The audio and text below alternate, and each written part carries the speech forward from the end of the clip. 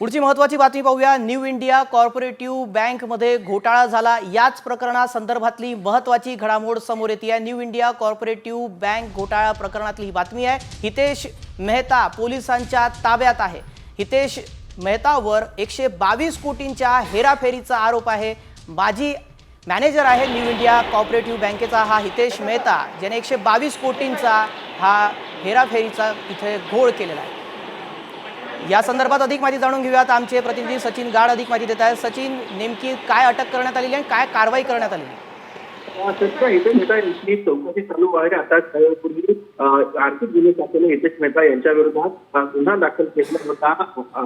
122 कोटी रुपयाचा अपहाराचा आरोप त्यांच्यावरती आहे आणि न्यू इंडिया जी कॉर्पोरेटिव्ह बँक आहे त्यावरती काल आरबीआयने निर्बंध घातले होते आणि त्या निर्बंधानंतर चौकशी समोर आलेला आहे।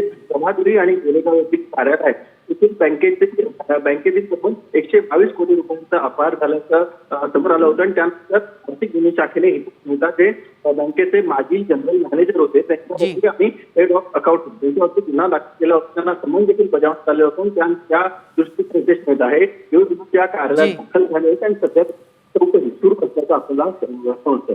धन्यवाद सचिन, आपण दिलेल्या सविस्तर माहितीसाठी।